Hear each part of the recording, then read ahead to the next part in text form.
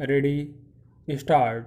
महोदय, हिंदी चिरकाल से ही ऐसी भाषा रही है जिसने शब्दों का उनके भिन्न देश अथवा भाषा में उद्गम होने के कारण बहिष्कार नहीं किया।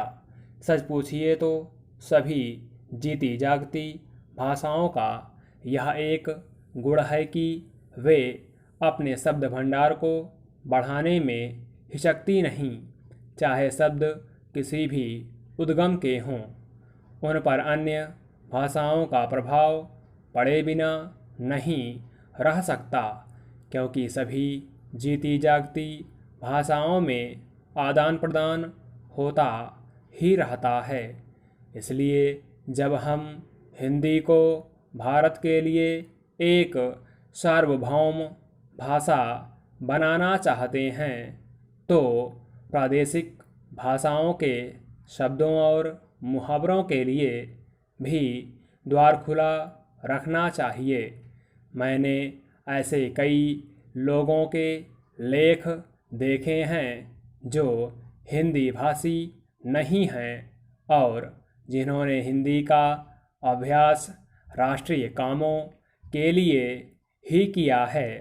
उनके लेखों में कुछ ऐसे शब्द और मुहावरे देखने में आए हैं जो अर्थ तो स्पष्ट कर देते हैं, पर आधुनिक हिंदी में प्रचलित नहीं हैं।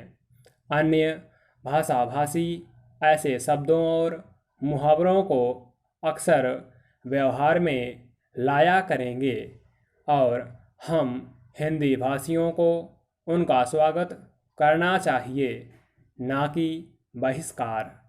हिंदी सच्चे अर्थ में राष्ट्रभाषा तभी होगी जब भारत के सभी निवासी इसके साथ प्रेम करने लगेंगे और इसकी उन्नति में अपना गौरव मानने लगेंगे। यह भावना तभी उत्पन्न और परिपुष्ट हो सकती है जब वे यह समझने लगें कि हिंदी में कुछ उनकी भी अपनी देन है और हिंदी पर उनका भी कुछ अधिकार है। मैं समझता हूँ कि हमें इस भावना का स्वागत करना चाहिए और इससे डरना नहीं चाहिए। मैं तो यह भी मानता हूँ कि कहीं कहीं हमारे व्याकरण पर भी अहिंदी भाषियों का प्रभाव पड़ेगा और हमको उससे भी नहीं डरना चाहिए।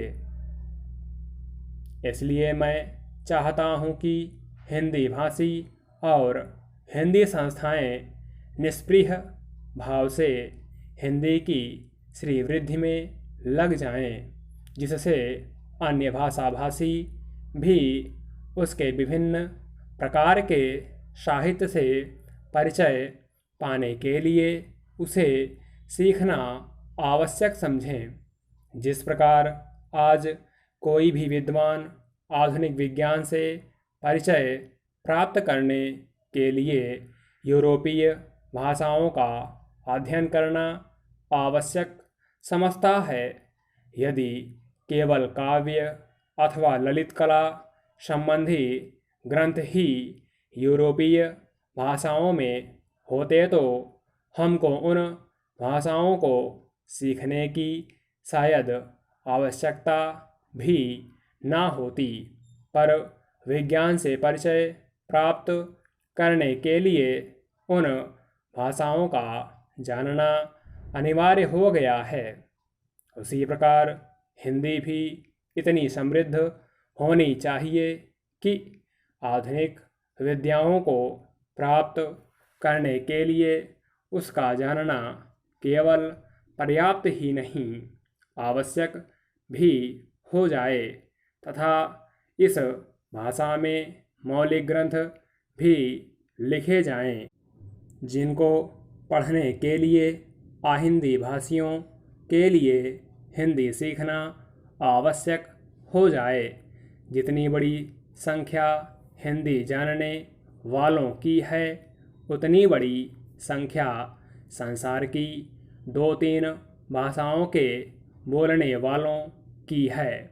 इसलिए यदि इतने लोगों में यह भावना उत्पन्न हो जाए कि वे हिंदी को संसार की भाषाओं में समुचित स्थान उपलब्ध कराना चाहते हैं तो हिंदी का गौरव बढ़ेगा। स्टॉप।